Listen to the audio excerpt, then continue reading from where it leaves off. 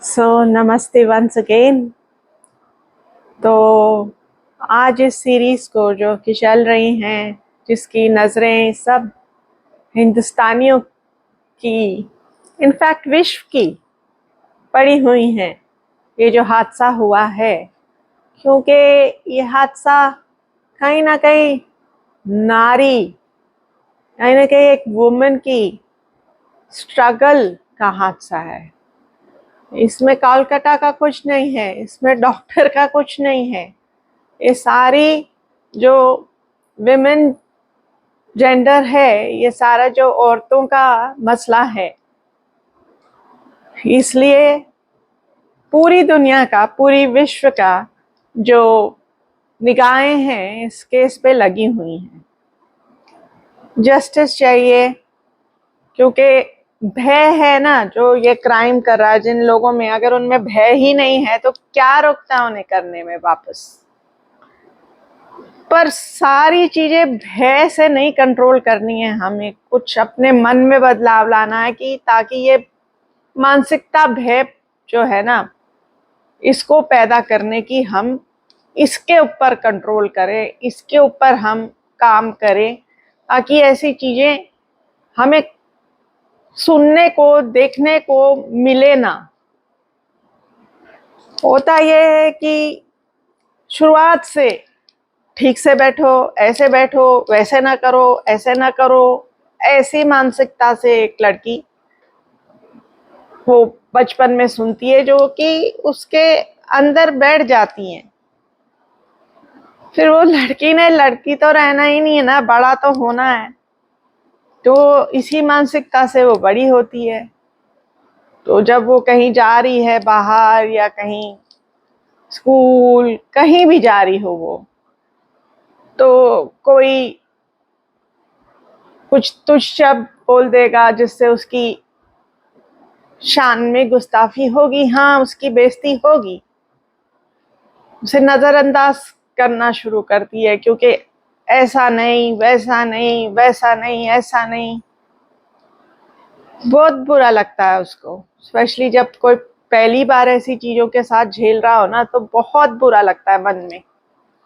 और यही बुरा लगना और यही चीज का भय बैठाने के लिए वो इंसान ये करते हैं। उनकी मानसिकता आप समझिए, दोनों की मानसिकता समझिए, क्योंकि समाज में जो होने वाले अवगुण हैं, अगर हम सोचे कि सारा लॉ ही उसको मैनेज करेगा, तो ऐसे होने वाला नहीं है। 8 years of independence are enough to teach you that.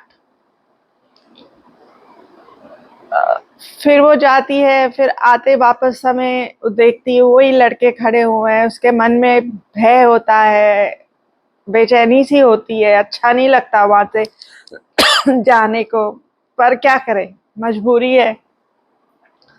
वो इंसान देख रहा होता है आपको, उसको मजे आ रहे होते हैं, आपके मुंह की परेशानी वे झलकती है ना, परेशानी, डर, तो थोड़ी सी हिम्मत ज्यादा बढ़ जाती है। अब घर जाके आपको लगता है बताऊं नहीं बताऊं, मतलब ये तो नॉर्मल सी बात है, लड़के तो ऐसे करते ही हैं, लड़के तो ऐसे ही होते हैं। किसने इनको ऐसे बनाया? बचपन से ऐसे होते हैं कि समाज ने इनको ऐसे करने दिया है, तो ये ऐसे बन गए हैं। सॉरी। फिर आप चुप हो जाते हैं, क्योंकि एक कश्मकश का सवाल आपको भी नहीं मिलता है कि भाई उसने थोड़ा सा बोल दिया तो सह लो, क्या है, बात का बतंगड़ बना के।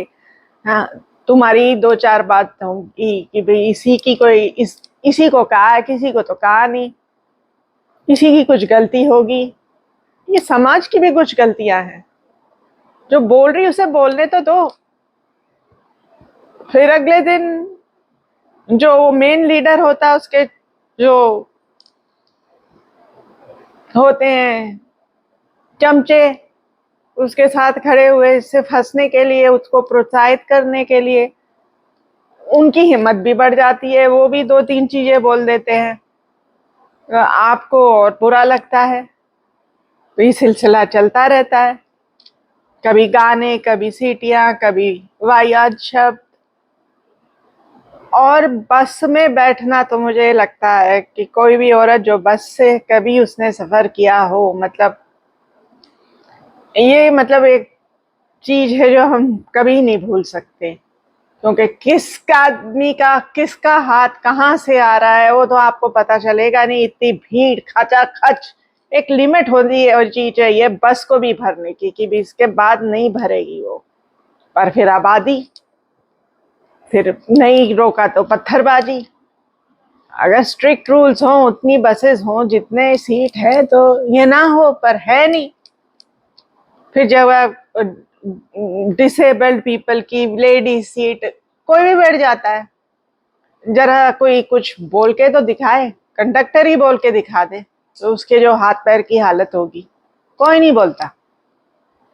और अगर आपको सीट मिल भी जाती है तो जो साथ में बड़ा आदमी है आराम से बैठता, वो पैर फैला के बैठता आराम से, ताकि उसकी जांघें आपकी जांघों के साथ आराम से लगी हो।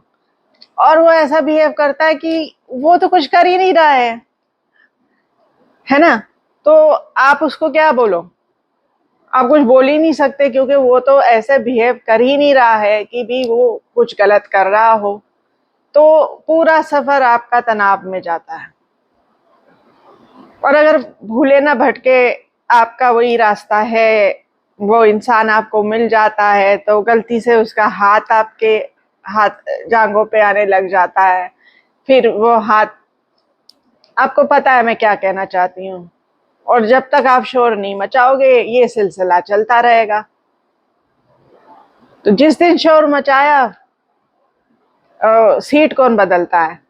और ज्यादातर आप ही बदलते हैं, या तो खड़े हो जाते हैं और खड़े होके सफर करते हैं, या फिर अगर कुछ भले मानुस हो तो वो उस इंसान को कुछ कहते हैं, फिर भी वो इंसान की सीट बदलने की प्रतिक्रिया हो, वो बदल दे, वो बहुत कम होता है। पर थोड़ी देर के लिए अपने आप को वो मतलब उस स्थिति में बैठ जाता है जिस स्थिति में बैठना चाहिए। दो लोगों के लिए आराम से जगह है, जरूरी तो नहीं है कि पैर फैला के आपको बैठना है। तो यही इंसान फिर जब दूसरी बस में जाता है तो ये वहां पे शुरू कर देता है, क्योंकि इसके यहाँ एंटरटेनमेंट चल रही है ना। ये नहीं जानता कि कोई और ऐसे ही एंटरटेनमेंट कहीं और उसके घर वालों के साथ कर रहा है। पर द क्वेश्चन इज कि सब जगह एक औरत ही तो झेल रही है। तो मेरे कहने का तात्पर्य क्या है कि ये जो रोना पिटना, ये जो हम लोग अभी कर रहे हैं, प्रोटेस्ट गलत नहीं है, पर क्या हम प्रोटेस्ट शुरुआत में नहीं कर सकते? क्या प्रॉब्लम है कि अगर किसी ने आपको कुछ कह दिया तो उसी समय उस आदमी को, अगर एक औरत शोर मचाए तो उसको पीटा जाए, या फिर उसको समझाया जाए, उसको धमकाया जाए, ताकि हिम्मत ना बढ़े उससे, उसकी आगे जाने से। सारा कुछ लॉ करे, इतने तो केसेस लॉ में जाते भी नहीं है, तो वो इतने इतने इतने केसेस हैं कि तो ये बोलेंगे मैडम इसको आप खुद ही समझा मतलब कर लो अपने आप सॉल्व, मतलब हमारे पास इतने केस है, ये क्या क्या ही चीज है।